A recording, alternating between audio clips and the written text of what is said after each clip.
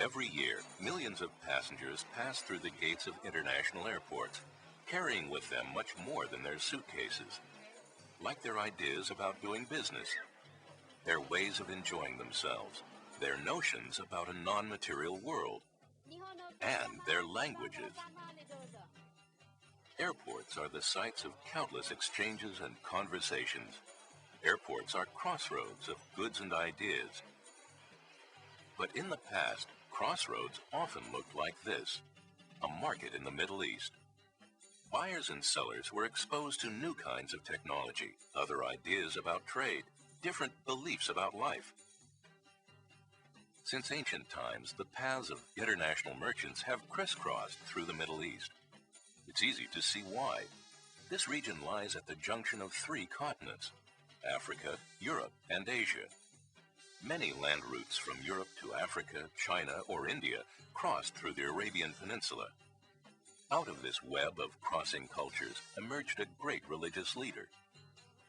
In the early 600s, the Prophet Muhammad spoke the holy words that would become the sacred book of Islam, the Quran. Within 100 years of Muhammad's revelation, Islam swept across the Middle East and into northern Africa, Spain, and India. Arab armies, unified and well-equipped, conquered vast new territories in the name of the Prophet. But Islam didn't spread by conquest alone. It had a powerful message: that there was but one God. To Arabs who had worshipped many gods, this was a radical new idea. According to Islam, all believers were equal before God. Muslims believed that their God was the same God that Jews and Christians worshiped, so Muslims were tolerant of people who practiced those other religions.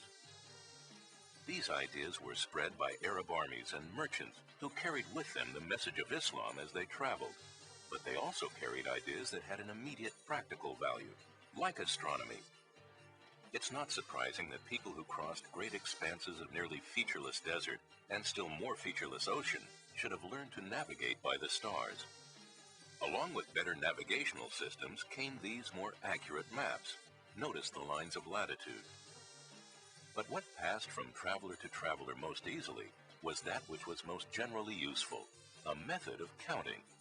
Arab merchants introduced Europeans to the number system they themselves had borrowed from India, the number system known to us as Arabic numbers. Unlike Roman numerals, the Arabic number system was simple. 0 is a placeholder, and values are indicated by their position. Arab travelers also brought their style of architecture. In this mosque, Islamic styles blended with those of Europe. What was it that helped spread Islam and Islamic culture? The answer can be found at the crossroads.